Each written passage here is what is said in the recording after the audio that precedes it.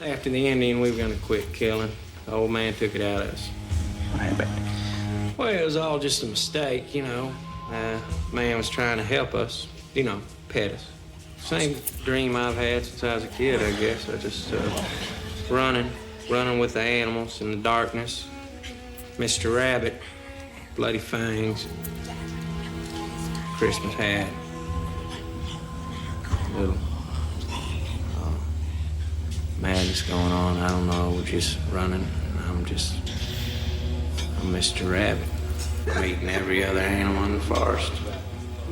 Death kind of becomes what you are. After a while, you begin to like it. You know about realization, Wayne? I mean, you know, all this is just illusion. Mr. Rabbit says, moment of realization is worth 1,000 prayers. You're crazy, man. Wayne, I don't think I'm any crazier than you are. I'm extreme, dark, and light. You know that. I'm light with mild. That's your shadow on the wall, you know? Can't get rid of your shadow, can you, Wayne?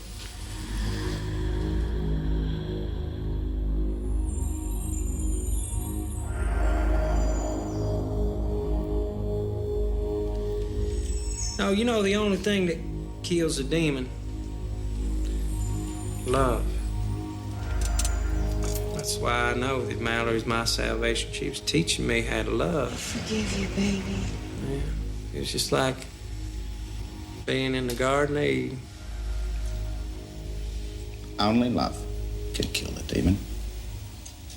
Hold that thought. Praise the Lord for bringing us this generous bounty. Just give me all the bacon and eggs you have. Wait. I worry what you just heard was, give me a lot of bacon and eggs. What I said was, give me all the bacon and eggs you have. Living flesh.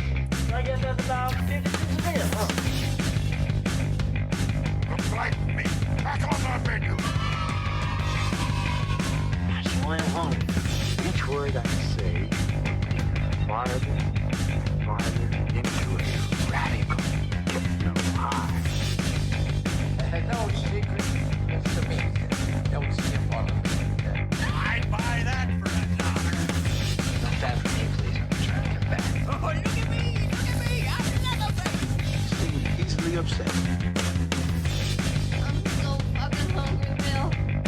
I'm so hungry. I never knew anyone could be so hungry. What about that time I found you naked in that bowl of jello?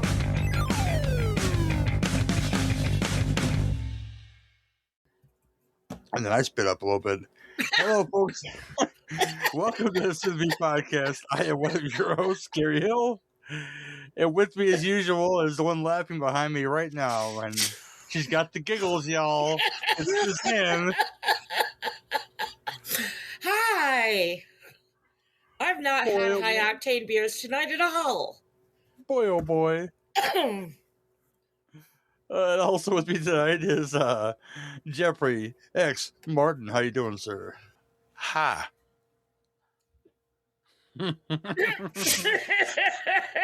It's simple. Yes, tonight. That's all I'm doing, because dang. And that's fine. I've done this like 8 times now. So yeah, that's my standing intro. Ha. Well, hi. Ha. Yeah, let us know. Mini Pearl Howdy. Don't do that, okay? You know? Yeah, I've got a price tag hanging from my scrot. So. Yeah. All right. I always thought it was a tea bag. Yeah. Oh, I don't know. Oh, no. There has to be another person involved for there to be a tea bag, and she's asleep, so. Damn it. Allergies. Yay. Yeah, blame the allergies and not my double entendres. It's fine. It's fine. I don't expect any kind of respect. This is a film podcast sometimes, but yeah, when we start the show every time as we ask our co-host what they've been watching lately. Hey Sue, what you been watching lately? Oh God, no! I've been basically, other than these two movies, been playing. Once I get back to short attention span theater, I've been watching my Night Gallery box set, which is, if you haven't got it and you're a fan, get it. It's fucking beautiful.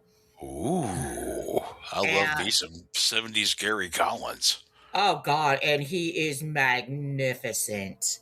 Of course he is. I'm a parapsychologist. Oh, bruv, okay. Oh yeah, and let me flash those baby blues for me. Come on, baby. Come on. There we. And the other thing I've been watching is this show. I guess I have no idea when it aired, called Snowfall, about basically the rise of crack in the inner city in South Central. Fucking show is amazing. I'm really, really glad that I decided to first know. I think I meant to click something else, and I clicked that, and I've been into it. So yeah, amazing show. And of course, it is baseball season, so been watching some Cubs games. Other than that, it's mostly been, oh God, just hanging out, listening to some music with my hubs, listening to his band play. And that's about it for me. It's been a boring couple of weeks here. How are those Cubs working out for you, Suze? They're doing pretty good. They always start off a little slow. They dropped one of the Angels. Actually, they didn't get a hit, so that was kind of sad. Did not play well against the Nationals, but usually the opener, they kind of fall apart until everybody, and with the World Baseball Classic and a lot of their players were out, 2 of them got hurt, working on the pitching, which looks so much better than it did last year. So hoping for a really good run out of them this year. Even went to see a preseason game in Arizona, which was a lot of fun. Well, good. I'm glad for you. I don't know how baseball works. Balls, strikes, guys inside. Balls. Well, I always keep going back to George Carlin's thing. Everybody gets one swing. Beating out of the ballpark in 15 minutes. Oh boy. Actually, you've been watching, man. You know what? I've been under the weather lately, so I haven't been watching things as much as I've been just staring at the screen in some sort of decongestant-induced haze. But I was able to comprehend enough of Body Cam on Shudder to know that I really liked it. I love the idea of people being drawn to 2 seconds.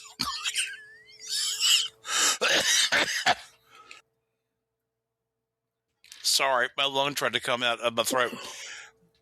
That's not how it's supposed to work. Anyway, Body Cam on Shudder. I know I really liked it.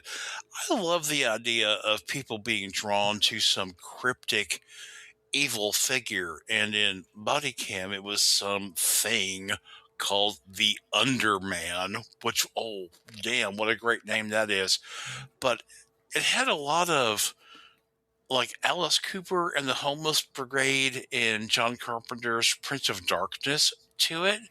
So in Body Cam, it's cops and their families being sucked into this whole thing on the mean streets of Canada somewhere. I can't remember where it was, but you don't think of mean streets in Canada, but I'm sure they exist. I listen to Snow, so a licky boom boom down or whatever the fuck it was. But yeah, Body Cam has some good jump scares and some wonderful vague lore where you're not quite sure what's going on, but you have enough of an idea that you're like, oh shit, this is bad. But it ticked enough of my boxes that I can heartily recommend Body Cam. Listen to Failure. Listen to The Silver. listen to Manic and Pussy, and listen to McCluskey, and keep listening to McCluskey because that band will improve your life. Cool. Anything else, brother? Oh, God, no. Not without incredible deep thought, which I can't do right now. Okay, stuff I watched. It's just a handful of stuff, and I don't even. I'm gonna name it all. Like Suzanne said, baseball season is upon us, so you watch certain things. I watched Bull Durham for first day of the season because that's what you do, and Is that what you do? it's always good, and that's quality, man. You know, Bull Durham first of the season, The Sandlot, 4th of July. These are things you do, X. I don't explain about it, man. Oh my God, my sport has no season, so you'll freak me out. And then I watched Major League, and then I watched Major League 2 for no good reason at all. But, you know, one thing I didn't watch was Major League Back to the Minors, and that movie's underrated in my fucking opinion. So, you know, if you guys think, hey, it's a crappy, you know, direct-to-video or whatever hell it was, sequel, change it and go watch Major League Back to the Minors, because I really enjoy Scott Bakula and Ted McGinley and a very, very young Walton Goggins in that movie. I enjoy that movie. Let me say this. I'm old enough to where I watched the Bad News Bears breaking training in the theater. Good shit. So that's as far into baseball as I get. I enjoy that movie. It's a good sequel. Japan, not so much, but you know. No, fuck Japan. But breaking training, hell yeah, that's some funny shit. We'll forgive slightly because it's Tony Curtis, so we'll forgive slightly. Yeah. Yeah. Well, guard well the pips. What else? I watched Send Help today because it was available streaming now, and I didn't get to go to the theater because I don't go to the theater that much because it's expensive for me to go to the theater. I gotta have popcorn. That shit's fucking pricey. It's expensive for everyone to go to the theater, bruv. Yeah. I loved it. You know, it's your very basic plane crashes on an island around Thailand. Your 2 survivors. It gets twisted really fast in a wonderful Sam Raimi way, and then it gets more and more twisted. And I didn't love Rachel McAdams before. Yeah, I'm a big fan of Mean Girls. I'm a big herald of Mean Girls. But since then, hasn't shown me much. I'm not that guy who loves The Notebook, but I knew she's capable as an actress. So if I had to pick things, Mean Girls, Sherlock Holmes, and part of the sequel, because spoilers, she doesn't live to the second movie. And this one, because she's fucking loco, and she kills a pig, and she does crazy shit, and I enjoyed Send Help very much. The very raiminess of it was phenomenal. Like, oh, you didn't see that twist coming. I was like, you watch Sam Raimi films? It's going to get wacky. And it got wacky. And I really enjoyed my time with Send Help. And all the things people said about it was correct in that sense. I can't wait to watch that. I got to wait till Cootie gets better before we can both enjoy the Raiminess. But, dude, I am looking so forward to Send Help because Rachel McAdams in full-on psycho mode, I'll be in my bunk. I'll be in my bunk. No, I'm looking forward to Body Cam. I almost watched that last night, but I fell asleep. It's so good, Suze. Oh my God. I love it. I know I'm going to love it. I dove further into the Fritz Kirsch filmography. This is a guy who I'm starting to love, like a Bob Clark, because he's done so many different things over the years, and I was explained this before. Whoa. Sorry, back up. Like Children of the Corn, Fritz Kirsch? Yes, he has made... Hell yeah, bro. He made that. He's made a motorbike movie for no reason at all. He made, I forget the name of the film, but it's like a girl who comes to like town and like beats the shit out of people, like one of those sexy karate girl movies, you know? He made one of those. Did he get a head on his motorbike? I don't know, but... The one I watched, I've always heard about, but I've always sold to it as like a West Side Story kind of deal. But it got a little more darker, in my opinion. I watched Tough Turf for the first time, and what? And for the first time ever, I watched Tough Turf. And, Oh my God, that was a staple when I was growing Jesus up. Christ. How old are you? I am 45. What have you not seen Tough Turf by now? I mean, I didn't really need an answer. I'm 56 or 57. I don't know how old I am. I should have I'm in my 50s. Because, Kim Richards is very cute in that movie, and I should have saw it by now, but yeah, it got real dark real fast, and this is an odd time for Spader, just doing like really, he kind of plays a hero in this movie, but he like villain hero adjacent. Like we're doing a whole Rebel Without a Pause month, and I have a feeling this should have been in it, so maybe it might be a bonus review. I don't even know, but he plays that Rebel Without a Pause at a time where he's playing a lot of villains, namely the New Kids, Less Than Zero, Pretty in Pink. Pick a Spader role around this time, and he's playing the villain. Here he kind of plays like the douchebag hero of the movie, who's got stars in his eyes. Yes, he does. I did enjoy Tough Turf though, quite a bit though. But again, the Fritz Kearsh of it all, and I need more. I need to look at more of his stuff because I had a good time with this. What was the name of this movie now? It's gonna drive me nuts. I'll tell you guys after the show because I don't even know. Let me look it up real fast because I'm going to drive me nuts. This needs to be seen, in my opinion. I fell into a Robert Zadar K-hole, if you will, because it happens, and he's on many things, and they all play about the same.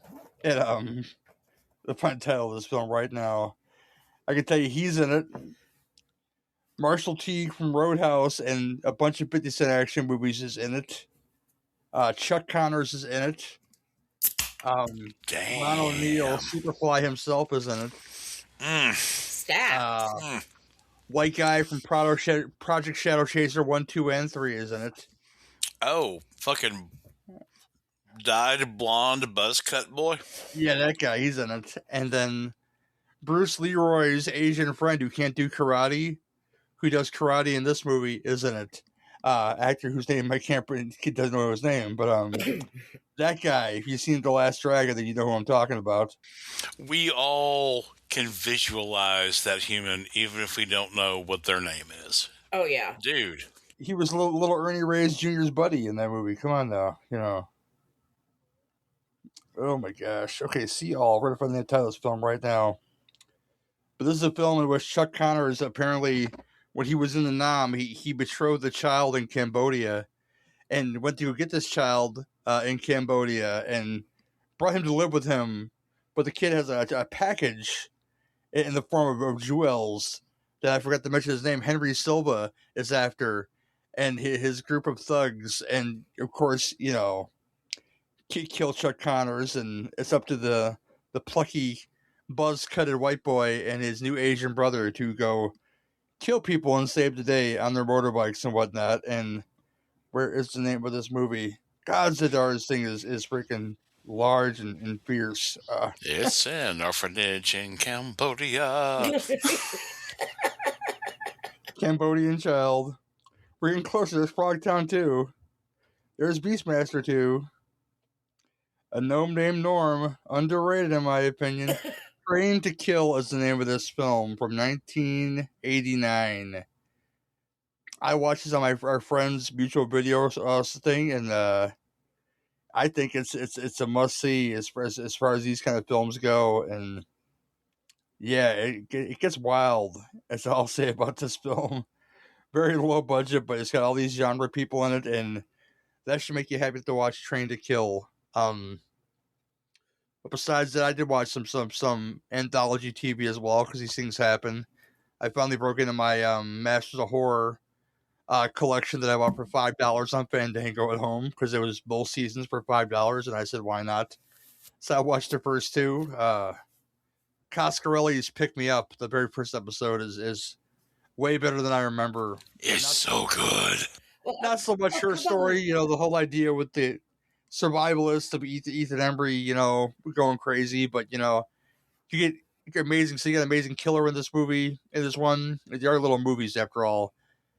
Angus Scrimm acting kooky in this thing, like kooky as fuck, like kookier than Phantasm 4 in this one. And No, that's not Pick Me Up. Pick Me Up is the Incident on Mountain Road. Mountain Road. Yeah, that's Joe Lansdale. That's the one I'm thinking Yes. about. Yeah. Susan's right. Yes. And then I watched the second one, which was the Lovecraft one. One of the Lovecraft ones. Dreams of the Witch House. That one, which I've never seen before. Because I didn't have Showtime at the time, so I was limited to whatever they put on DVD, and I didn't always get the ones they put on DVD all the time. So I had never seen this before, about a guy who moves in a rooming house, and somehow there's noises in the wall, and he's forced to take care of a baby, which a witch and her rat boy murder, and it gets really strange. And yeah, I enjoy both of these. That's where I'll leave this. Master of Horror is a great series with a lot of great filmmakers behind it. So if you haven't checked it out, and you got, I don't know, nickels to rub together, when you can get like I got for $5, and just it's so weird. It's so weird because Dreams in the Witch House may be my favorite Lovecraft story. I love that story so much. And they took a lot of liberties with that in Masters of Horror, but that episode is still friggin' amazing. Like I said, it's Lovecraft. There's so much that is up for interpretation. I mean, I don't think we'll ever see anyone even try to come close to doing anything like, the Call of Cthulhu. But, it's like some of the offshoot stories are the ones that I enjoy the most. Yeah, that's it for me, though. I watched a handful of stuff. There's one more Zadar in there, but it wasn't as good as this one, and it involved him and Ted Pryor, and I forget what it was called, but some American rube in a missile silo lets a nuke off and pisses off Russia, so they picked their best Russian, which is Robert Zadar, who's not Russian at all, versus the best American, Ted Pryor, and they're just shooting each other the whole movie. It's really stupid, and I didn't like it very much. Yeah, but who cares? I mean, if it's Robert Zadar and fucking Ted Pryor, that movie is just catechism. Second one's nuts, though. I love the second one a lot. We have a time to talk. I'll pass on some of Randy's stories about him. Cool. Yeah, that needs a Blu-ray. I would love to see that one day. A nice Vinegar Syndrome edition of that movie. But yeah, here tonight we're doing two films in which, lovers are influenced by each other or together or whatever you want to call it. We're doing Pretty Poison, featuring Tony Perkins and Tuesday Weld. And we're doing Natural Born Killers featuring Woody Harrelson, Juliette Lewis, and a cast of so many people. A film that X loves with the passion of a fire of 1,000 suns. And sweet Jesus gods. Fuck a doodle do. But we're going to kick it off with Pretty Poison right after this trailer. Here come Dennis and Suzanne. He's such a nice boy. She's such a sweet girl. You've never met two nicer kids. They'll scare the life out of you. In Pretty Poison, dear Dennis, clean cut, hard-working, the boy next door. Give me 2 weeks to keep my nose clean. Dennis! Look, we're talking about my life, Mr. Esno. We're talking about my one and only life. And sweet Suzanne, a real all-American doll. I hit him twice. You see, he started to go down, and then I bopped him on the side of the head. Together, they share the joys of being young. Anthony Perkins is Dennis. Tuesday Weld is Suzanne. They're just a couple of crazy, mixed-up, fun-loving, homicidal kids in Pretty Poison. Hey, Dennis, when do we do something exciting? This is Pretty Poison from 1968. Your cheapo IMDb plot synopsis is: when a mentally disturbed young man tells a pretty girl that he's a secret agent and she believes him, murder and mayhem ensue. Yeah, I guess. We'll talk about this, though. This film is directed by a guy called Noel Black, who didn't direct a whole lot except for the remake of Pretty Poison that came out some other time. I don't know. That Stephen was in Geller. 96, my friend. Yeah, exactly. You can late much later. Stephen Geller is the writer, along with the Godfather of the 1960s Batman series and the Green Hornet, and helped write the Flash Gordon movie. So he's pretty big in my book. Lorenzo Semple Jr. Co-wrote this film with Stephen Geller. So, it stars Anthony Perkins, from Psycho, The Tin Spur, many other things, as Dennis Pitt. Tuesday Weld, a baby in this fucking movie, is Suzanne Stepanek. Beverly Garland as Mom, Mrs. Stepanek, who's one of my favorite characters in this whole film because she's the only real person in this whole film. We'll talk about that though. John Randolph, Mr. Griswold himself, as Morton Eisenhower, I forget his name. The guy, his basically his parole officer. We'll stop there, I think. Unless you got some other people know you'd like to mention X. No, go ahead. Do the thing. Okay. Do the thing. All right.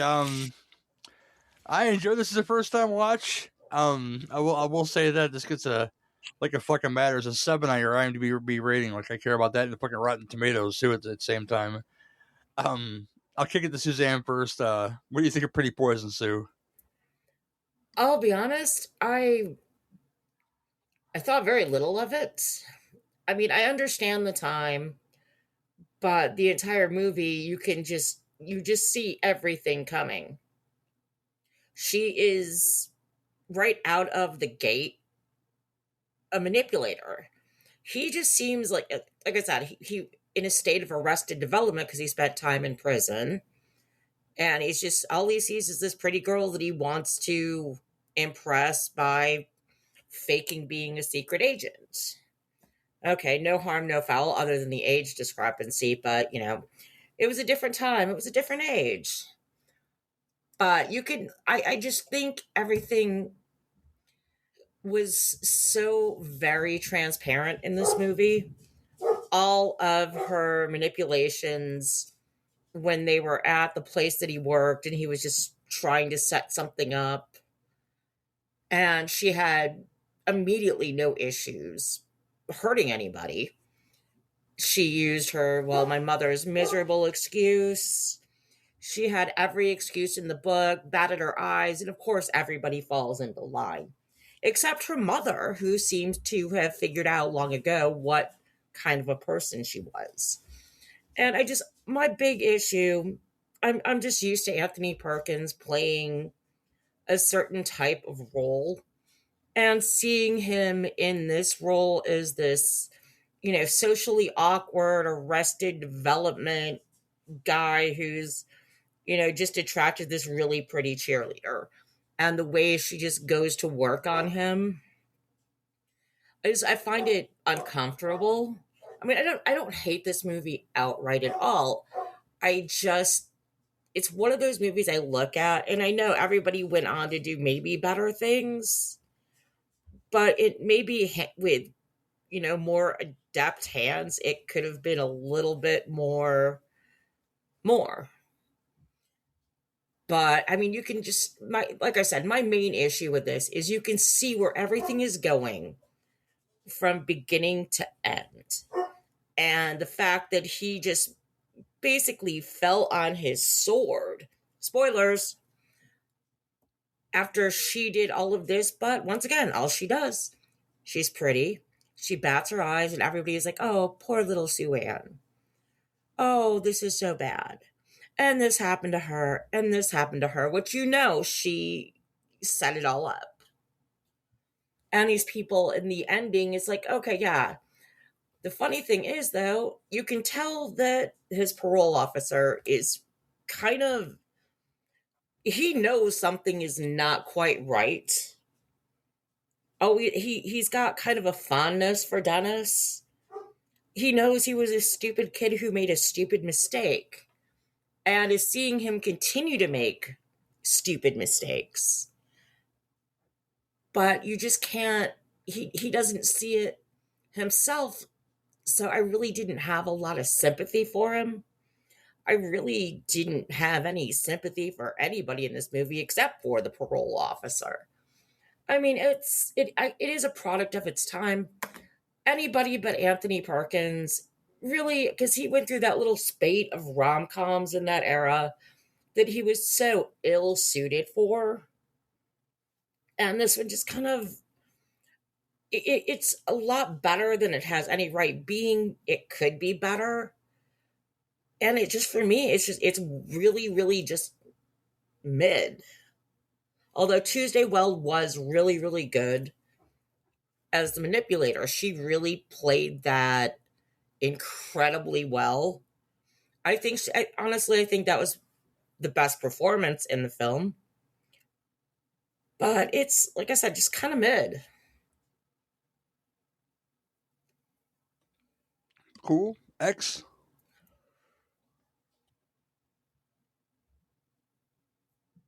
I'm here. Sorry. I'm trying to clean up my own mess over here.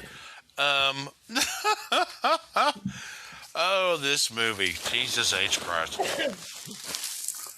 I wish the studio would have allowed someone besides Anthony Perkins to be the male lead in this movie, because this was his first movie after Psycho. So his Norman Bates performance prepped the public for the character of Dennis Pitt. And it's just too on the nose. You know, here comes Tony Perkins. He must be a crazy guy. And his weird stories about being a secret agent. I'm sorry, I'm hiccuping. God damn, this is going to be a hell. Oh, my God. Fuck you. Look, I still have chest congestion. It's fine. Listen.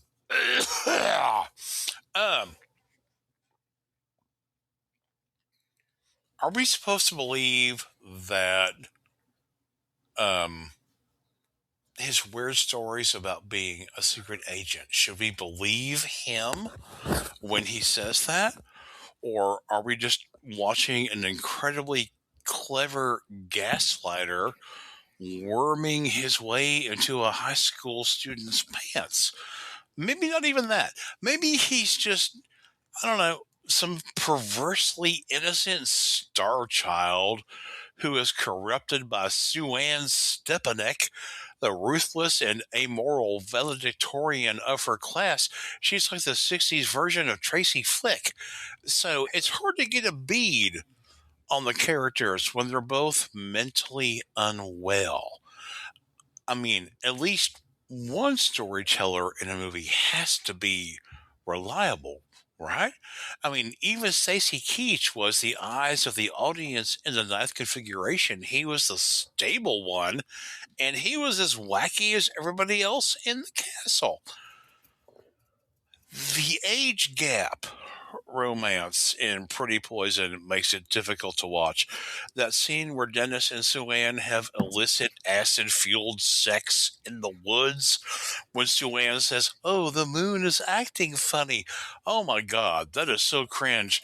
But I love how after they finish having sex, Suzanne says, "When are we going to do something exciting?" Like, bitch, we just got super high and did a fuck. What do you want? What do you want from me?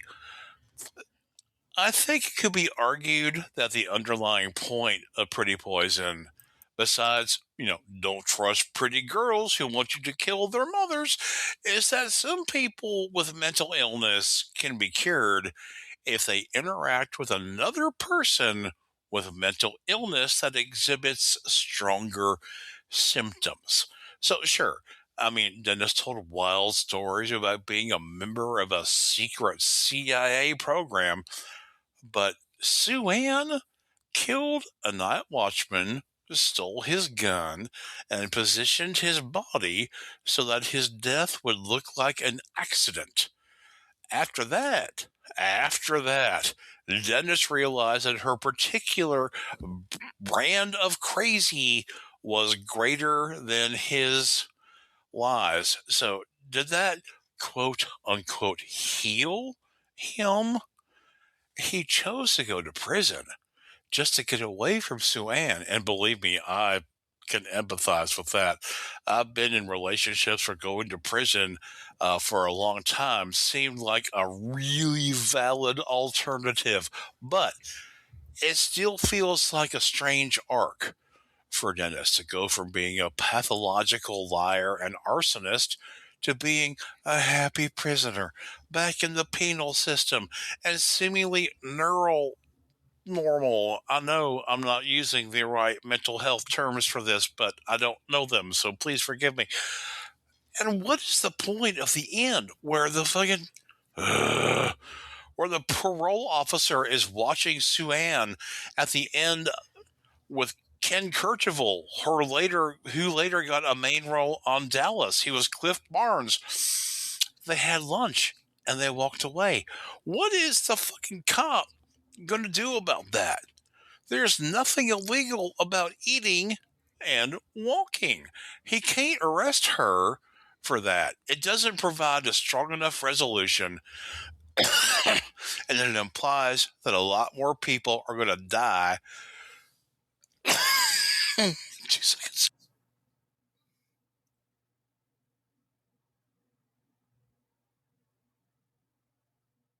Jesus, that's like E.G. Marshall and Creepshow.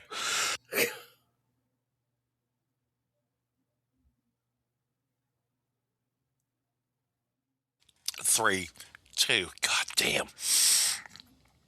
It implies that a lot more people are going to die because of Suzanne's twisted view of affection and loyalty. So no, I don't like this movie. There are a lot of things about this movie I don't like. I can't even take it as satire. It's just, it hurts. Is that the best way to put it? It hurts. Anyway, yeah, that's my thought about Pretty Pleasant.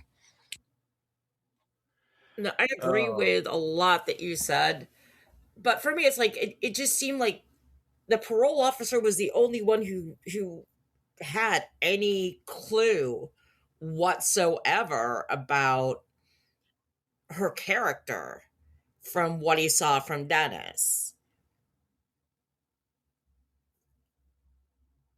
It's not like he's going to save anybody's life. I was going to say, what's he going to do? Nothing. Nothing she did was illegal. Yeah. Oh boy. Yeah, much like Dennis, I have an erection for Sousa's and girls that wear tats too. I'm just gonna throw it out there. And just I don't chase young tail like this, but in this film he really does, and that's it spells trouble or spell it out like Travis Tritt there, but I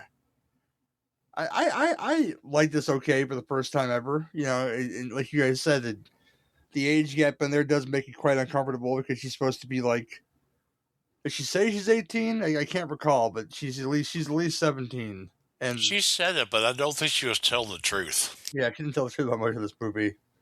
But yeah, that part about it can make it very uncomfortable. And I Suzanne mentioned Tony being in a lot of romantic comedies around this time, probably to to mask his own sexuality, to play a straight man in so many things when deep down inside he was not a straight man. There's parts about this I really enjoy. I really enjoy the Mrs. Stepnick. I like her role because she's the only one in the film that really knows what's going on most of the time. Except for the fact that her own daughter is, I'm fucking hacking up shit now. Her own daughter is fucking that loco to the fact where she would steal a gun and she'd fucking murder her own mother. That happens in this movie. Spoilers, if you've ever seen Pretty Poison. But, there was a whole resolution for her to either run away with him or, fuck him over, which she does the latter there, obviously. And you mentioned the part where they're at his job and they kill the night watchman and she's hiding the body, basically in the right place. And this should have been a red flag to him. This is like a series of red flags, this movie. Like, wow, like this girl's done this before. Yeah, she may have murdered somebody before, and then they had to find a place to hide the body because she knew exactly where, the slurry comes out of whatever the fuck factory he's working at. And my mother worked for dry cleaners for a lot of years and used to dump those chemicals right down the sewer. So when I see that red shit in the water, I was like, yeah, this is all too familiar to me. This fucking chemical is just going into fucking water, Our PO in this film, did I guess the hero of this film, because you get another one that knows what's going on the whole time, but he can't do anything about it because he's trying to keep this kid who had a bad break, set the house on fire, not knowing there was somebody inside. So obviously there's arson and murder. So he goes away until he gets out, and then gets a job at this place, and chase and tail, and just blonde young pussy who gets you in trouble every time in this sense. And she's quite the temptress. And but there's other films like this have done this better. This had a lot of Kitten with a Whip vibes to me. I enjoy that film quite a bit with Anne Margaret, but she was a lot more adult like but more self assured and much more manipulative in that movie than this girl ever was. But if she'd been a redhead, I would have understood it more, but that's just me. No, come on. This was like the era of Rod Stewart and blondes have more fun. Mm-hmm. But yeah, this it wasn't bad. It was a lot of a lot of stuff that was well written, but just not right in my opinion too. It just it fits the motif of the show, so we'll go with that. No, I just think maybe with a more adept hand, it might have been better. Might have. Like noir stuff like this that they were going for. I can't say they were definitely not going for noir. It came off kind of half as an after school special and half TV ABC movie of the week.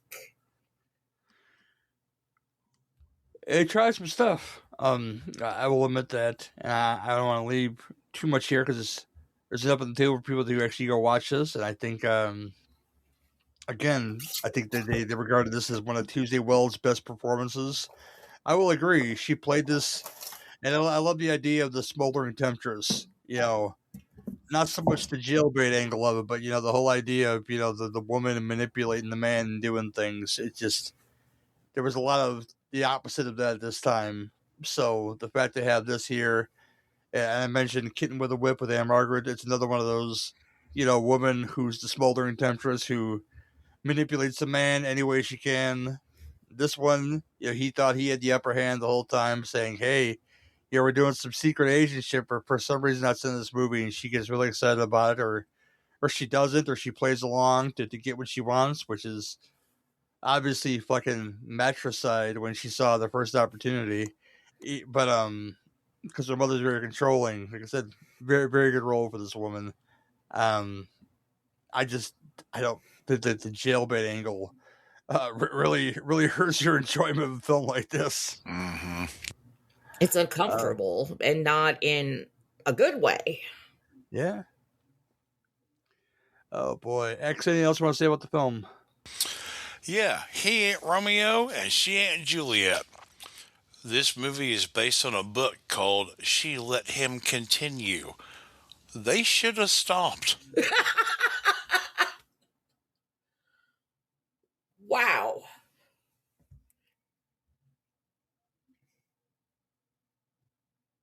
Anything else, sir? No, I mean, what the fuck else do I have to say? Shit. Suzanne. No, I'm pretty much going to let X have the mic drop on this one. That was perfect. Yeah, I said all I'm going to say is positive about this film and negative about this film, too. It's there. Streaming places, you can buy it on Prime and all that stuff if you want to.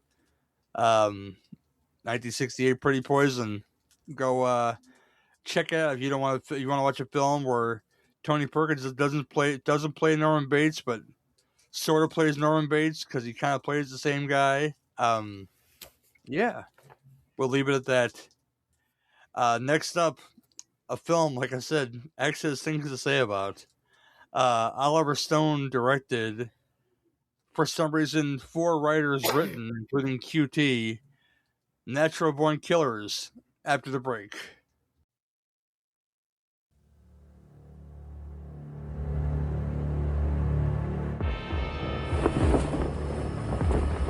Platoon.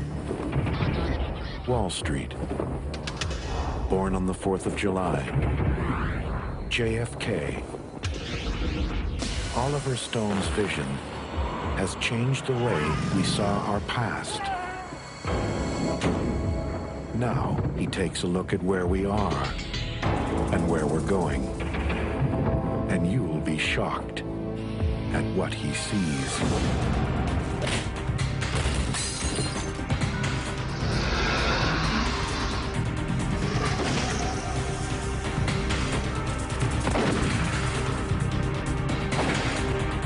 Mickey and Mallory. Feared by thousands. I love you so much, baby. I love you. Watched by millions. We're fading. Can't stop fate. Nobody can.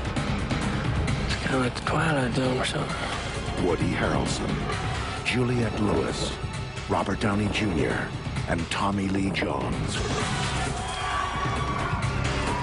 What do you have to say to your fans? You ain't seen nothing yet.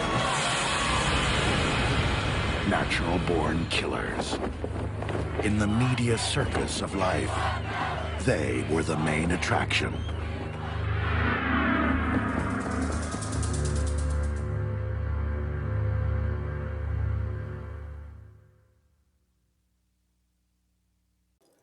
Natural Born Killers from 1994. Rated R for all the beautiful children. I think I watched the unrated cut, but I don't know the difference. I really don't care. It's the plot synopsis. Doesn't make any sense. 2 victims of traumatized childhoods become lovers and psychopathic serial murderers, irresponsibly glorified by the mass media. They've been doing this for a long time, but yeah, there you go. Directed by Oliver Stone, written by one Quentin Tarantino. You guys know that guy. That guy makes stuff and rips people off, and that's fine. David Veloz, who biggest claim to fame that I saw was Behind Enemy Lines, which is a film that I enjoy with Owen Wilson and Gene Hackman. And Richard Ratowski, who worked on the film Freeway, which should tell you a lot about this film, because Freeway is a little fucked up too. This stars a lot of folks that you know. Woody Harrelson is Mickey. Juliette Lewis is Mallory. Who else we get? Robert Downey Jr. Yeah, Robert Downey Jr. shows up in this film as Wayne Gale. Tommy Lee Jones shows up as the warden. Lots of names. Tom Sizemore as Jack Scagnetti. Edie McClurg shows up in this film, yes, and Rodney Dangerfield as Mallory's parents. One of the banner gross parts of this fucking film.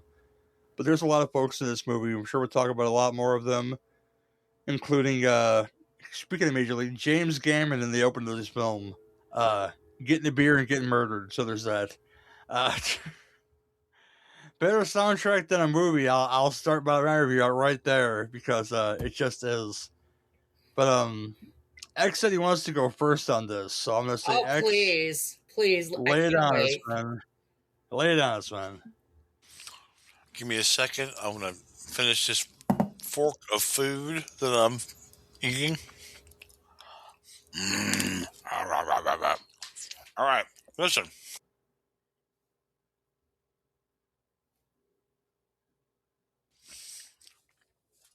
Natural Born Killers is an overwhelming movie to me, especially because I don't think there's a single fucking choice in this movie that I agree with, except maybe the casting.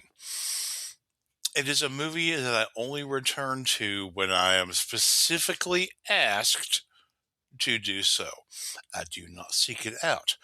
I do not watch it for background noise. I am fine letting it remain where it is as an anachronistic example of the 1990s. See, it doesn't fit into the 90s, and I will explain that here in a second. Stylistically, Natural Born Killers is all over the place. There's more rear projection than a fucking Hitchcock movie. There's Argento lighting. It's all green and red. And then suddenly, everything's in black and white. I don't get it. There's flashbacks that show up under the guise of sitcoms, like the I Love Mallory segment, or they are projected onto the walls of the sets. Subliminal, kind of like when we see a bald eagle on a hotel wall, and we're supposed to think, oh, this is America. It's the equivalent of Oliver Stone, the director. It's him holding up a mirror to the camera so we can all get a good look at ourselves. Nah. This is a movie without nuance, which is a total miss for a movie that pretends to be a social commentary. There's only one point of view, and that's Stone's, and he makes it in a way that is so cartoonish that it can't be taken seriously. Look at the supporting characters. All of them despicable and cruel. Robert Downey Jr. as an Australian hosting an American crime reality show. This is the second worst affected accent by an actor, topped only by Jodie Foster's constant Elvis impersonation during The Silence of the Lambs. He doesn't give a tinker's damn about the chaos that Mickey and Mallory have caused. He only wants the ratings. Look at Tom Sizemore's Detective Jack Cappeletti character and thank the gods that he's not wearing that fucking blonde wig from Strange Days. He is a sleazeball who likes to murder sex workers. Look at Warden Dwight McCluskey, played by Tommy Lee Jones, going as over the top as he can, which is not much because it's Tommy Lee Jones. But he's chopping a cigar and he's screaming at the inmates and the staff, and his hair is just this pomaded pincushion of despair, and he suggests that Mickey and Mallory be murdered during their transfer. And he's got exaggerated movements and dialects, and it's all to hammer home the concept that Mickey and Mallory are certainly not as bad as these people, although they left a trail of more than 50 bodies across the effing desert. So Stone's scale of justice does not balance out. And I'm okay with that because things don't always end nicely. There's not always a cute little bow on everything. But there's not a single redeeming goddamn quality about any of the main characters. I would even argue that Mickey and Mallory are not in love. They're just trauma bonded. And there's a huge difference between those two. So when people talk about Natural Born Killers being one of the best 1990s movies, I disagree. See, in my opinion, the 90s were a natural backlash against that neon hair gel hyperwear of the 1980s. The 90s demanded authenticity. All the artifice was stripped away. So the garbled style of Natural Born Killers makes it an anomaly for the decade. Color shifts, the lack of deep thought, the overt symbolism, and the absolute ham-fisted lack of story grounding make Natural Born Killers as annoying as being trapped in a Technicolor daycare. The walls glow. There are amateurish pictures on the corkboard, and you might accidentally sit in a pile of spilled spaghetti. It's not my 90s movie. Seven is my 90s movie. I asked Cutie Bug. Her 90s movie is The Crow. And sure, that's the godfather of that kind of film, but it's still grounded in its own reality, its own universe. Even when Eric Draven comes back from the grave, you get it. It's believable.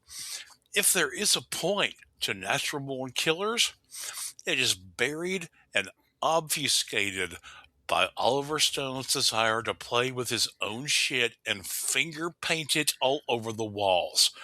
Even if it's partially based on true events, there is not a single fucking second of natural born killers that I can believe in. It is simplistic when it attempts to be deep. It is more fantasia. Sorry, 2, 3. It is more fantasia than In Cold Blood, and overall, it's a glossy and stylistic mess. It is Jack Mack and Rad Boy Go with real humans and a shittier ending. And if you don't know what Jack Mack and Rad Boy Go is, get the fuck off my lawn. A little bit of that for you. Oh yeah. Well, thank you. Oh boy, Susie Suze, your thoughts? Okay, honestly, it's like there are certain phrases and things that I pulled out because this is like my third watch of it, because the first time I saw it, it was like, oh yeah, there's Oliver Stone with pounding me across the face and neck with his simplistically stupid message. And I could spend an hour talking about the soundtrack because that is the best part of this movie. But let me just break down just a few things to add on to X, because you said a lot of the things that I was thinking last night when I watched it twice just to make sure. So there's my second and third watching, because the first time I watched it, for me, it wasn't even candy. There was nothing. It didn't taste good and be bad for me. It was like Limburger cheese. It smelled bad and tasted equally as bad. I know that this point in the 90s, oh, by the way, I'm going to slide this in for what it's worth. My 90s movie is The Usual Suspects. I've found the whole... Yeah, okay. I'll get behind that. He's trying to do satire poorly. He's trying, because I know this was, the 90s. It was Jerry Springer and Jenny Jones and all of that chaotic, frenzied, looking into everybody else's life. But the bottom line is, and once again, I'm going to, cover what X said, there's no redeeming quality whatsoever. Every character is such a caricature of the worst possible thing you can think of. For personally, I think the casting is brilliant. I really had a hard time because I actually do like Robert Downey Jr. playing that role.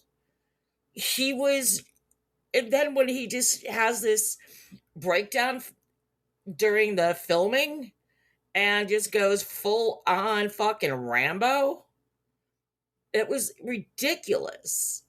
Everything about this is ridiculous. I mean, in a way, I can see maybe a little bit the precursor to everything is screens now. Everybody's got a screen in front of them.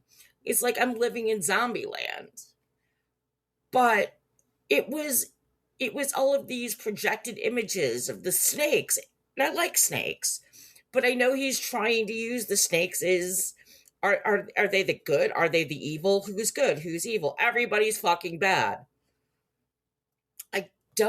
I've never cared for this movie. I'm not a huge fan of Oliver Stone because I don't like... Oh, me too neither, honey. Damn. I swear to God, he's accidentally brilliant because I really like Platoon. But once again, you get into the same thing. The ham-fistedness. I really like The People versus Larry Flint. But I still, once again, you just get beat up by what he thinks the world is, maybe not even what the world is about, but the way that he wants you to perceive his world. As you said, shit painting all over the walls. I just don't... I don't know how this was some kind of, temperature gauge for the 90s because it was so not 90s. It was, like I said, we had the fucking huge upswing of the reality TV. And what I don't like is, okay, afternoons for me sometimes are serial killer documentaries. And the one thing that that stuck with me on something I watched about the Hillside Stranglers, everybody remembers the names of the killers, but never the names of the victims. Well, unfortunately, the victims in this case is the audience who sat through this and paid for it.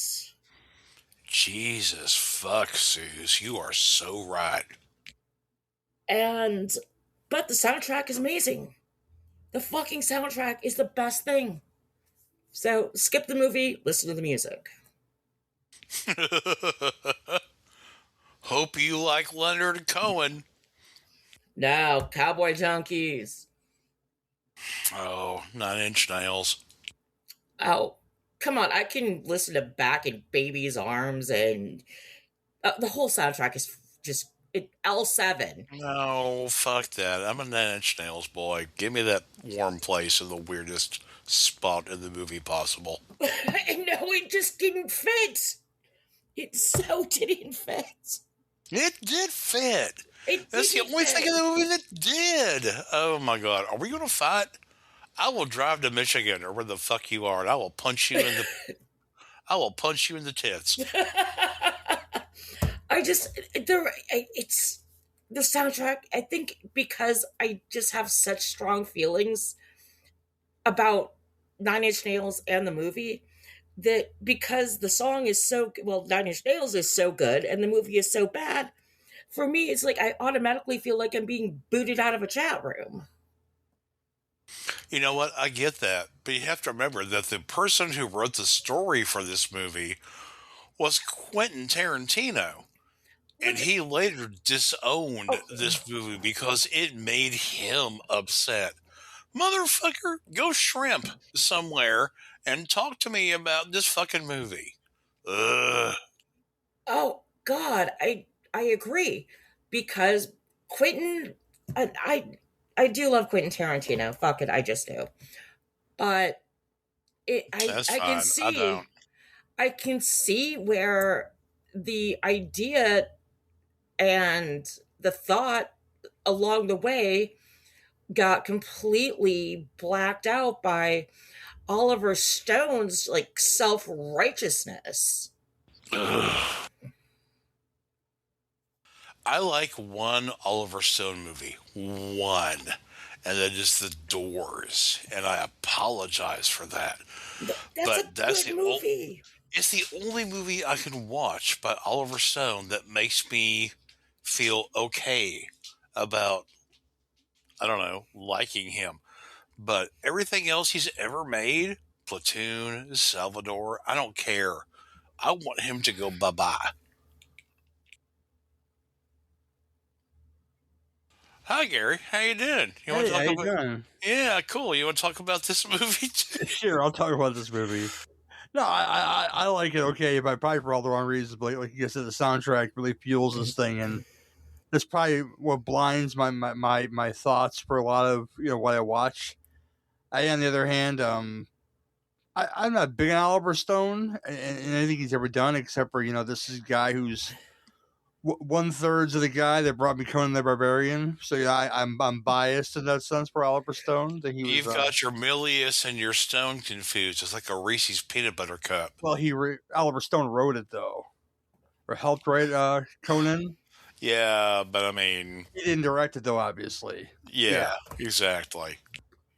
But there's another conversation about John Milius. Misogyny incarnate as John Milius, but whatever it is, which this film is full of that misogyny and over misogyny, to the point where they have Rodney Dangerfield in this film during the I Love Mallory segment, and he says what he says, which is totally unscripted for him, but at the same time, the whole idea of it made him blush. So you make Rodney Dangerfield blush, a guy who would do interviews with people wearing a robe and nothing else, like no underwear or nothing. then you've done something, and you made Rodney blush. Like I said, it's not the actors, but the actors in the film are playing the roles pretty well. I would say this is, even with Batman Forever in tow, this is probably the most comic book that Tommy Lee Jones has ever been. That was so Dick Tracy right there. It's crazy how fucking super villain craziness he is in this fucking movie, and just screaming and stuff, and yelling.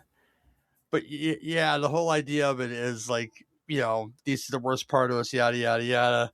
Like, this is a new thing. I mean, they heralded serial killers in the 70s, and it wasn't really a huge deal to where people were wearing Manson t-shirts walking around the streets, and people that didn't care. They just wore them anyway. And the whole idea that you have this whole media scrum now, which I hope they don't have to get this idea to say, hey, let's remake this now, and we'll make it social media based, because that's coming. I'm sure that somebody remake something like this, and it'll be more social media than television media, because they really hit it home when they show Rodney King at the end of this thing and some other shit at the end of this thing, and just say, just in case you didn't get what we were going for, here it is. Do you get it now? Yeah, we get it. OJ and Rodney King and blah, blah, blah, blah, blah. People like to watch fucked up things on television. Okay? I will say, when 9/11 happened, I can tell you what I was doing. I was at home, and when work was done for the day, and I was watching Jerry Springer, and then the towers fell. But what was I doing before that happened? I was watching Jerry Springer like a fucking normal fucking brain dead fucking American that wanted to watch a fucking KKK Thanksgiving. Don't ask you why. It was on television. I always say that people will watch public executions if they televise them. They're not wrong about this. People love chaos. People love stupidity. And this is chaos and stupidity incarnate, throughout the entire film.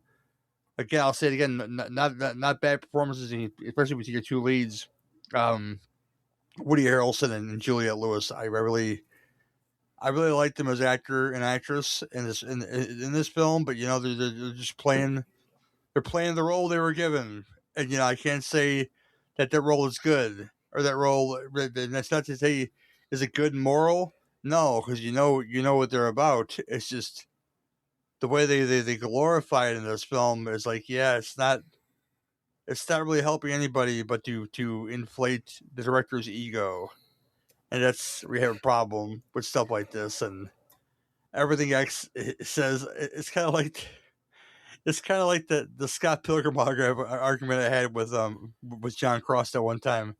Everything you're saying is correct, but I still enjoyed quite a bit. And this film, I enjoy about, as a whole, honestly, about a quarter of it. Sprinkled throughout the film, I enjoy aspects of it. And one of the big things is the soundtrack, like you guys said, and it really fuels this movie. And I just never been an Oliver Stone guy, for a lot of the reasons that happened in this movie. The over saturation of any subject matter that he gets into every freaking time, and I'm not really here for that, to be preached at. And this film, in a sense, is very preachy, in the sense of, people are bad, and people are disgusting, and you guys are glorifying these people in the media, and now social media. Don't speak the beast's name, or else the beast won't come out as much, in my opinion. But people still speak the beast's name constantly, no matter what beast it is they're after. They finally shut down Supreme Court, and I think in Illinois, finally decided that behavior conversion therapy amongst the church, turn gay kids not so gay, is finally a bad thing. But this is still a thing in 30 states, so I'm laying my political thing on the shoulder that maybe the church can go fuck off in these 30 states, and they need to get it together for these other 30 states, because that is child abuse, and it exists, unfortunately, in real life. These people exist in real life, and in this movie, just not as cartoony as they make them in this movie. Which, I love you. I love you for that, bruv.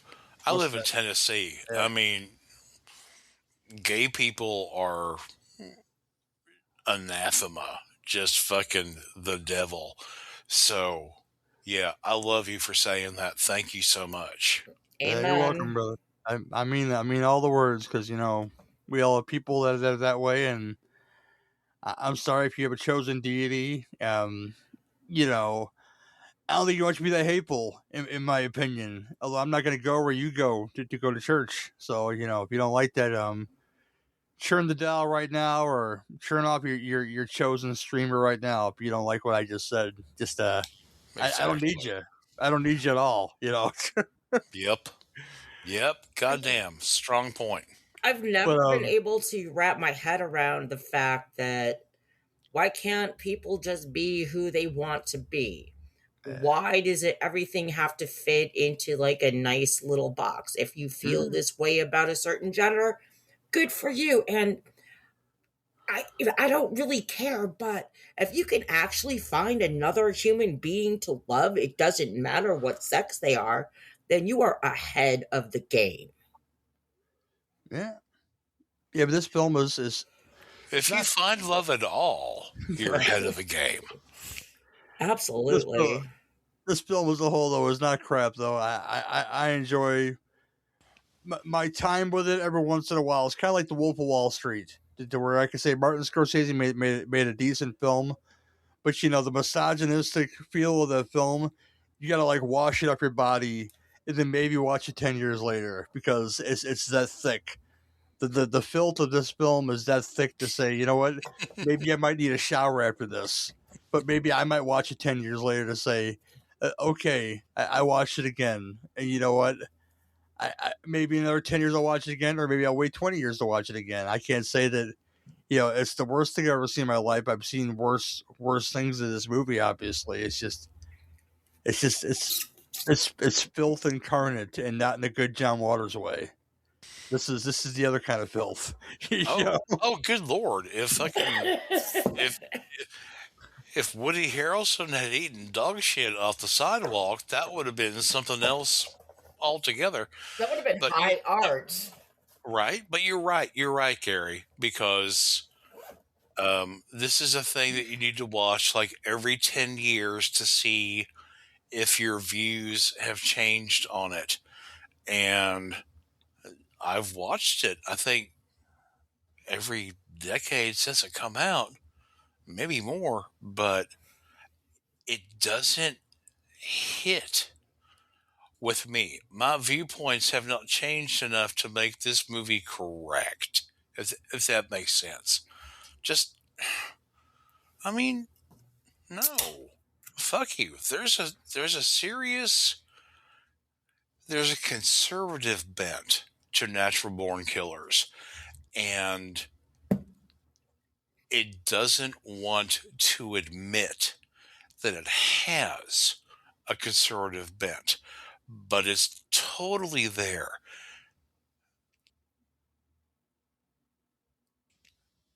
Maybe I should try to explain more. I don't know if I can. It's okay. Oh, I get it. I don't know if I can right now, but it's like the conservative bent is, killers are bad people, but these other people who got in their way, they were just they were victims. And I don't believe that to be true at all. So, anyway, oh God, I hate this fucking movie with every fiber of my being. Susie, you got anything to say, girl? No, I mean, even watching it again, I was trying to watch it with maybe possibly a little bit more of an open mind than the prior viewings. I just can't stand getting someone else's completely misguided message slapped about. I can't stand. I mean, once again, the problem with this movie, the casting is fucking phenomenal. It's flawless. It is, and it's just not. And as you said, there's really no through story. There's nothing. It's just garbled. It's basically Oliver Stone pressing his screens in your face so you see what he wants to see and not make your own judgment on what is presented. Zero nuance. Exactly.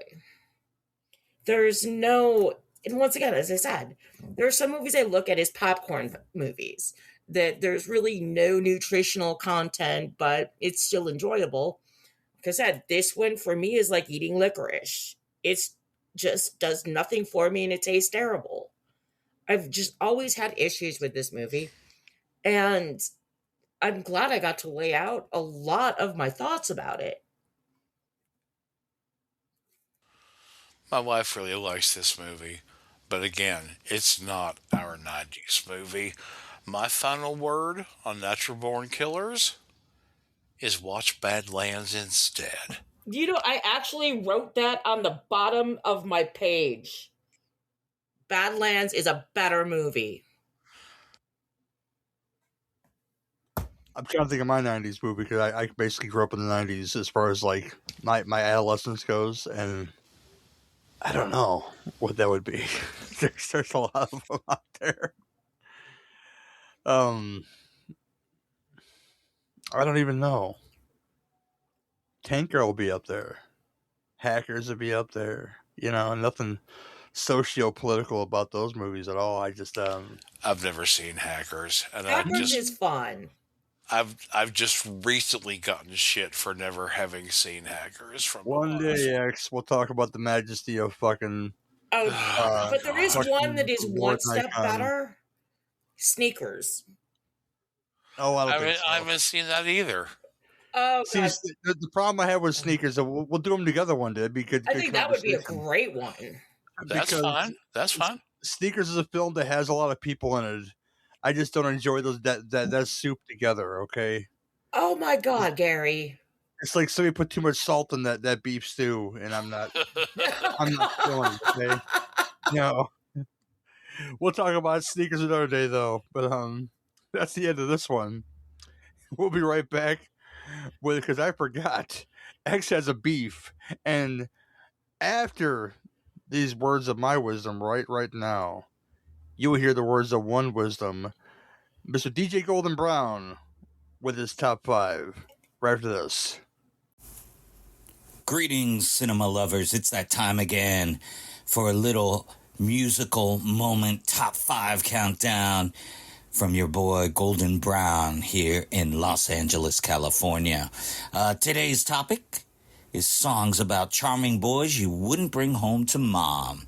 All right, let's get into it. Once again, shout out to Beefy Gary for having me tune in and drop some music moments on ya. Thank you, Gary. Here we go. I'm going to start with number 5. Really old school track, but a damn good one. He's a Tramp by Peggy Lee. He's a tramp. What a dog, what a dog. He breaks a new heart every day. Nothing like Peggy Lee telling you about this man that is nothing but a dog, a tramp. Peggy Lee, he's a tramp. That is our number 5. Number 4, some rockin' tune here. Joan Jett, I Hate Myself for Loving You. Joan telling you like it is, straight up. She can't stand the fact that she adores you so much. She loves you, and she's letting you know. Great song by Joan Jett. Always loved this jam for many years. And if you don't know it, you got to go check it out because it's a good one. Number 3, Self-Esteem by The Offspring. Nothing better than The Offspring coming in hot and talking about the low self-esteem that the singer has or that any of us can relate to. Believe this track came out in the 90s during the kind of alt rock, punk rock kind of takeover, and just a good one all around. Rockin' jam, The Offspring's Self-Esteem. Number 2 is we're gonna go with Fleetwood Mac, Silver Springs. Different kind of tone here, but still on the same subject. talking about how she's such a fool, and the sound of the voice will haunt you. It's just a great song by Fleetwood Mac, Silver Springs, classic Fleetwood Mac song. Definitely fits into our category today. And my number one is going to go with a little R&B, a newer R&B song, Rihanna's Stay. Talking about how the relationship is just basically toxic, and she's going to stay with you. But you know that you would not want to bring this person home to meet the family. So a little different perspective, but same kind of vibe. And that is my number one, Rihanna's Stay. So let's review. Number 5, I had Peggy Lee, He's a Tramp. Number 4, Joan Jett, I Hate Myself for Loving You. Number 3, The Offspring with Self-Esteem. Number 2, Fleetwood Mac, Silver Springs. And number 1, Rihanna with Stay. So a little diversity in our top 5 today. I like that.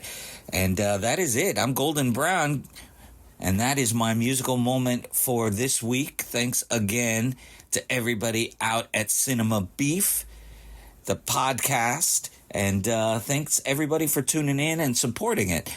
I appreciate you guys having me on. Once again, I'm Golden Brown. You can find me on social media as Golden Brown Mundo. It's GOLDNMUNDO on IG. Or you can catch me at 88.9 FM radio out of Los Angeles. I'm also on the radio on the web at kxlu.org. And that's it. Have a great one, everybody. Thanks again, and enjoy those flicks. And we're back, and we're going to close out the show here. After we say our goodbyes, X has something very special, and I'm sure it's a very great message, with a beef that I forgot about. So if you got a beef, dude, lay it on us.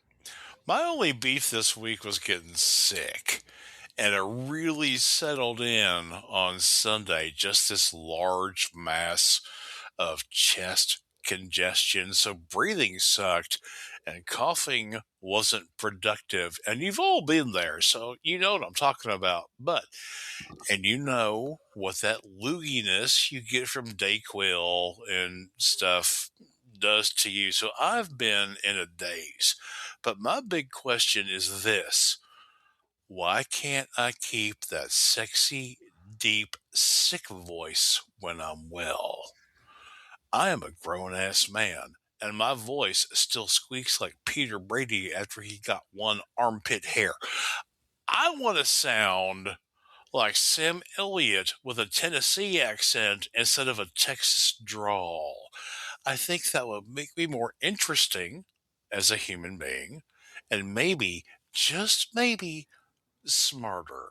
Look, I don't want to code switch, because that diminishes me as an authentic person, but a deeper tone would be awesome. I want to call my wife darling and have her know that I mean it. That's my beef. That's it. That's the whole thing, is that my voice is pussy. Oh. When your voices change, it's time to rearrange. Thank you. Thank you, dude. Okay.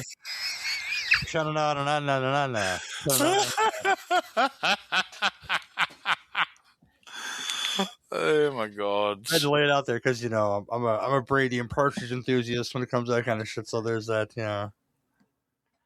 Oh boy. Yeah, this was good. Next one's gonna be bigger. If you guys can believe that, because we have at least 3 more guests for this show, and I'm looking forward to all of this because Sweet Jesus gods. Mike Merriman, who is out hunting vampires with his children in Santa Clara right now, will be back on the show. Excited about this too. Our friend Mr. Venom, Jerry Cortez, will be on this episode, and my brother from Britain who lives in Pennsylvania, Mr. John Cross, will be here as well for a show. What is it called now? I forget now. I have to go over to the chat here and find out. Why do you not know your own shows, Gary? Because I'm fucking. I can tell you every film I've done since. You know, but I can't tell you, the name of all these fucking shows that because that my wittiness comes up with, But yeah, we're doing 2 films that about people trying to make it big, are going to find Hollywood on the road. That being the Muppet movie and Jay and Silent Bob Strike Back. 2 films that are very close to me in a lot of ways. Jesus, I thought we were doing the Apple. Thank God we're not. I've done the Apple already with Lee Russell. No. And Lady Lee, and you know what? I was expecting her to hate that movie, but she actually quite enjoyed it. So there's that. Oh gosh, I forget the title of the film, but before that comes out this Saturday, me and another member of the Beef family, Derek Bourgeois, are going to be joining a guy who I do all these canon shows with, Mr. Lee Russell. It is his birthday this Saturday, so what better way to spend it than to do a Beef Out of the Canon episode entitled Resorting to Shenanigans, where we do Hot Resort and Hot Chili, which are 2 canon films about horny people at fucking resorts. And you know what? Dan Schneider, as problematic as he is all over the goddamn place in one of these fucking films, and Robert Zadar, we mentioned him. He shows up in Hot Chili, I believe. So I think these are going to be a good problematic time to talk about. And myself, Lee, and one Derek, the Boo Boo Bourgeois, will be there to talk about these films. So after this, you'll get that, and then the next one. Very excited. I'm very excited about all the shit that comes up, guys, and it's just it's a nice way to keep the family together by bringing all these people in. We laugh at our own jokes, and I hope you guys are digging what we're laying down. If not, that's okay. You guys go dig something else. But yeah. X, anything else you want to plug, sir? No, sir. Let me say this. You can find me here on the Cinema Beef podcast. You can read my words at Biff Bam Pop and the Cultural Gutter. You can listen to old episodes of our podcast, Kiss the Goat, on various podcast hosting platforms. I know Spotify has it. I'm sure some of you have fucked off from Spotify, and that's fine. I understand why. But you can buy my novels on the internet. Look for Jeffery X Martin. Or you can buy them from that sketchy guy in the trench coat who lurks around the corner of your local library. New show coming this summer, but that's all I'm willing to say. Fair enough. We're all looking forward to it, man. You say that now. No, I do. I am. I was getting genuine laugh out of, everything you guys do, because you guys put work into your show. I do not. I always said that, when this feels like work, this is when I stop doing it, because it no longer it ceases to be fun. My lovely former co-host, who I wish her well, Miss Jamie Salmons, refused to let folks help her edit because she took every and out of the show. I don't do any of that shit. It's very cut and paste here at the Cinema Beef Podcast, and I'm very proud to say I'm just glad that it comes together as a unit and as a program. So I truncate shit from hell to breakfast on my shows. But yeah, that's the thing. But Sue, we got into the push, girl. I'm sorry. Oh, no, I think I may have pushed it last time, but coming up with our friend Cam, I did an episode of Cinema Degeneration where we talked about Suspiria, our favorite movie. So that's going to be amazing. That is also my favorite movie. When is that coming out? Oh, I will find out from Cam. Dude. Oh, God. That is my favorite movie forever. Oh my God, the love fest, the breaking down. There's just, you'll have to listen. Were you able to get through certain scenes and look at them without the jizz on the filter? It was very difficult. I understand. I went with Susie Suze to the theater to go see the special print they found in like a locker in Chicago somewhere. That fucking pink fucking nightmare with fucking Vaseline on the lens where they Oh they God, fucking it was in such English bad subtitles shape. on the The screen. 16 millimeter shit? Yeah. Yeah. That one. We drove to Nashville to see that garbage. Hell yeah, we did. So that's the dedication that I have to a friend to watch a film that I don't like very much. So there's that. Oh my God. And they actually had the film cans outside when we were leaving. I ran over and like, can I take a picture of myself touching it? Somewhere. So there was a picture somewhere on one of our phones of me touching the canister of that long lost copy of Suspiria. Suspiria is the best movie ever made. I don't It care is. what It you is say. such a combination of so everything. It's so saturated and layered, and there's so much going on in between the lines, and it's visually stunning. It is art. It is horror. It is a little bit of everything rolled into one magnificent Technicolor red joint. Yeah, I prefer Phenomena. Do, do, do, do. Phenomena. Do, do, do, do. Yes, indeed. By the I way, love you right now, Suze. Goddamn. I Thank know. you. You're very, very welcome.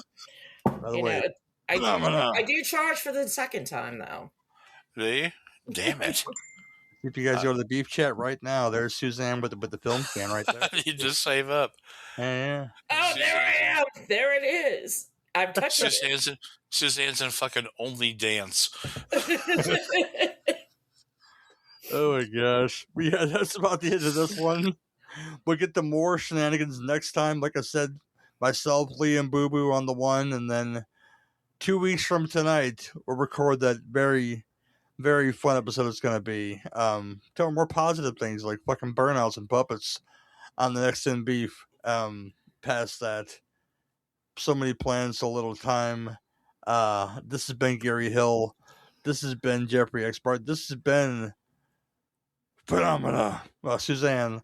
One more time I had to do it. Sydney Podcast, where if you got beef, we've got the grinder. See you next time. Why are there so many songs about ballet?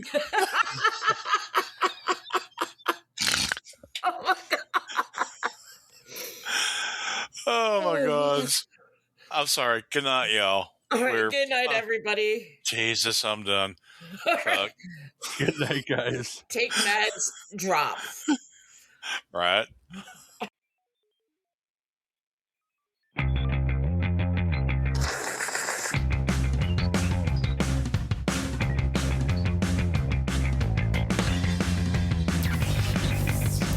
How about a nice, greasy pork sandwich served in a dirty ashtray?